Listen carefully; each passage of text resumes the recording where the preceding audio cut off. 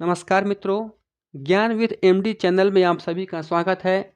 आज हम लोग अपनी इंग्लिश ग्रामर का शुरुआत करेंगे, जिसमें से सबसे पहला लेसन का नाम क्या होगा हमारा वॉइस। और उस वॉइस का मतलब होता है वाच्य। तो हम अपने अध्याय को शुरू करेंगे और आज से हम क्या करेंगे कि अपने ग्रामर की पढ़ाई को बेहतर बनाने का प्रयास करेंगे। तो चलिए हम अपने सबसे पहले लेसन को शुरुआत शुरू करते हैं। इसका नाम है वॉइस और इस वॉइस का मतलब होता है वाच्य। अगर ये वाच्य लिखा गया है तो सबसे पहले हमें क्या करना है कि इसकी परिभाषाओं को जानना पड़ेगा। इसको हम कैसे डिफाइन करेंगे, कैसे परिभाषित करेंगे। तो आपके सामने देखिए लिखा गया है कि वॉइस। तो वॉइस का मतलब आपको बताया गया है कि वाच्य होता है। अब हम जानते हैं कि इस वॉइस की परिभाषा क्या होती है। तो वॉइस का मतलब वाच्य और वॉइस की परिभाषा होती है कि वर्ब का वह रूप जो यह प्रकट करता है कि कर्ता स्वयं कुछ करता है अथवा कर्ता किसी के द्वारा किए गए कार्य का परिणाम भोगता है, वॉइस कहलाता है। और नीचे देखिए लिखा गया है कि वॉइस के प्रकार। तो वॉइस को दो भागों में बांटा गया है। इसमें से सबसे पहला पार्ट का नाम क्या है एक्टिव वॉइस, और दूसरे के पार्ट का नाम क्या हमारा है पैसिव वॉइस। और एक्टिव वॉइस का मतलब होता है कर्तृवाच्य और पैसिव वॉइस का मतलब होता है कर्मवाच्य। अब ये एक्टिव वॉइस और पैसिव वॉइस होते क्या हैं, हम इसके बारे में जानेंगे। तो हम लोग क्या करते हैं कि इस हम लोग जान लेते हैं कि एक्टिव वॉइस किसे कहते हैं और पैसिव वॉइस किसे कहते हैं। तो देखिए सबसे पहले आप क्या करेंगे कि इस वॉइस की परिभाषाओं को आप याद रखेंगे हमेशा, ताकि अगर आपसे कहीं परीक्षाओं में पूछ दे कि वॉइस किसे कहते हैं, वाच्य हमारा क्या है, तो आप वहाँ पर परिभाषाओं को आप आसानी से बता सकते हैं और उसके प्रकारों को आप हमेशा याद रखेंगे। तो चलिए हम जानते हैं कि एक्टिव वॉइस किसे कहते हैं।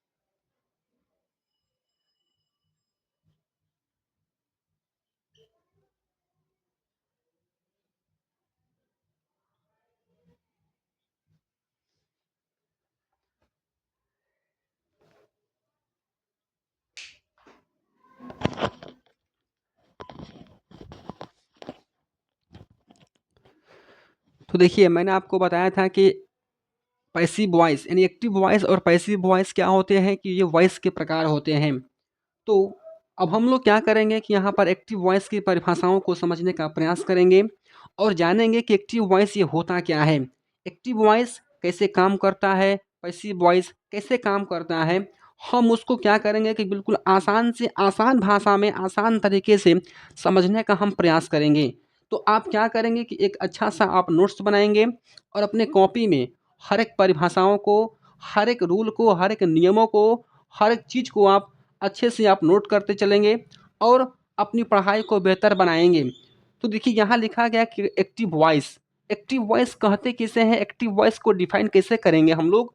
तो यहाँ पर लिखा गया है कि एक्टिव वॉइस में सबसे मेन ही हमारा क्या होता है, कर्ता।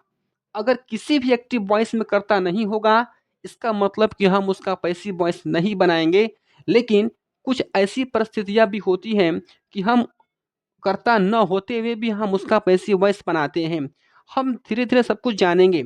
हम लोग पढ़ते चलेंगे अच्छे से और पढ़ते-पढ़ते हर चीज़ों को समझेंगे कि किसका पैसिव वॉइस बनेगा और किसका पैसिव वॉइस नहीं बनेगा।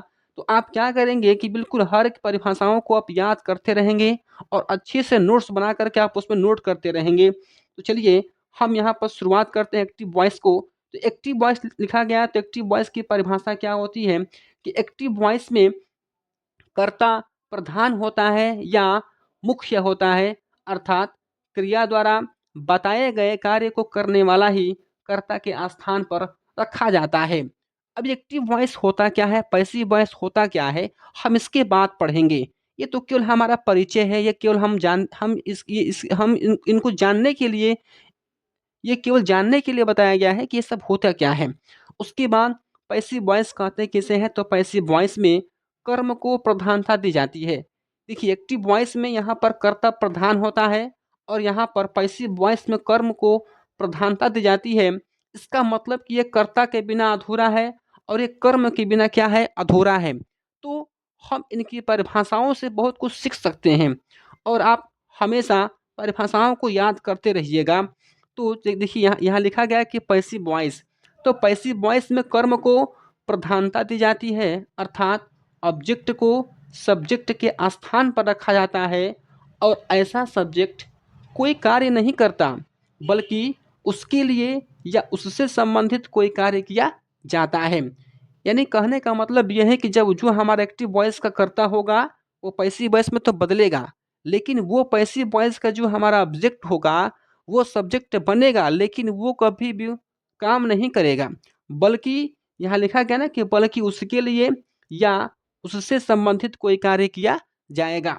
तो ये हमारा क्या था, आज का परिचय था। हम इसके बाद पढ़ेंगे कि एक्टिव से पैसिव बनाने के नियम क्या होते हैं। तो उम्मीद है कि आप लोगों को ये सारी चीज़ें समझ में आई होंगी।